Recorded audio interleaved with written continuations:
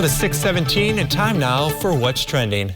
An excited toddler stole the spotlight at his mom's wedding in West Bloomfield, Michigan, with a spontaneous sprint down the aisle after seeing his mom in white. Check it out. Super cute, and that made her special day that much more memorable. Christy Milich,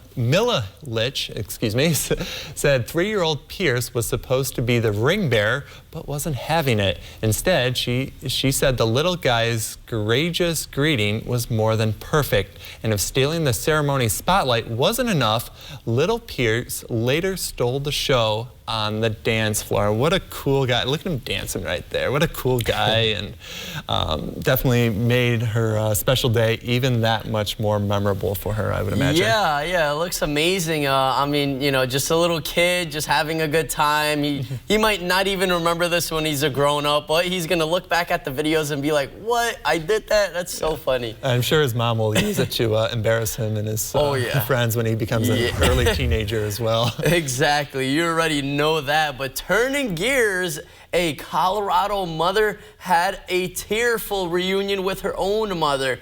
Someone she probably doesn't even remember. Sarah Killenhans was put up for adoption in South Korea when she was just 14 months old. More than 50 years ago, she and her half-brother were adopted by a couple that lived in New Hampshire.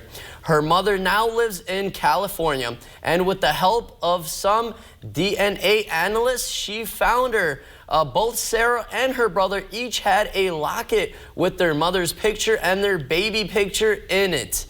During Sarah's whole life, she wanted to reconnect with her birth mother. She only used 23 and to me began her family search. Her half-sister, Linda, who Sarah never knew existed, had been looking for her for the last 15 years. Linda found Sarah through Facebook, and she sent her a message. Sarah found a picture of her dad, who was a sergeant in Seoul when he met Sarah's mom. Now that the two have met, they have a lot to catch up to do, and definitely a really great reunion out there. It's crazy how now we have this technology that could really find who even your parents are, that you have no idea where they're located. Yeah, for sure. Definitely a heartfelt story. I had a Mother's Day for sure. I've never used 23andMe. I'd like to actually try and see what my family history does. I know I'm like a 4th generation, immigrated over here from Sweden. I think too, I talked to my grandpa on this too. There was someone on my grandma's side was like a silent movie actor. Do you have anyone interesting in your family at all? Do you know? Interesting, yeah, for sure. But I mean, anyone famous, like in the movies or anything? No. I've had uncles in the army. I've had great grandpas in the army that fought in like World War I, II.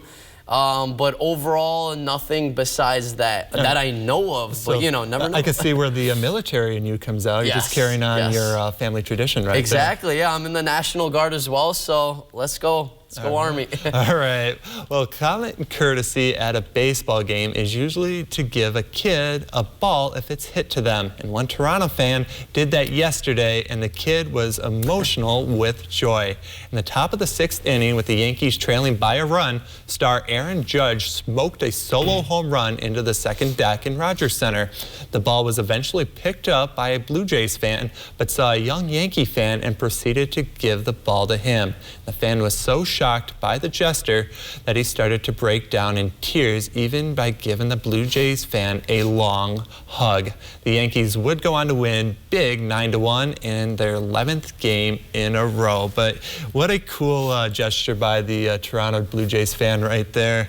I know it can make a kid's day on when they get a ball. I've done it a few times. Granted, the ball was more thrown to them, but they just missed it. But you give them the ball, and it makes the kid's day. It really does, yeah. I mean, that's definitely such a great deed, and karma's going to bless this guy sometime down the road, because that's just amazing stuff. If you're not a fan, what people usually do, right? Baseball's just a romantic sport. Exactly, but if you're not a fan and you catch a home run, you usually throw it over, and you're like, I don't want it. But this guy was really nice and just really blessed this kid and made this kid's life, I would say, because throughout his whole life, he's going to be remembering that moment And even in class, they're going to be like, oh, what's a fun fact? And he's going to be like, oh, you know what? He's also got video of it, too. Exactly. Now he got proof, too. But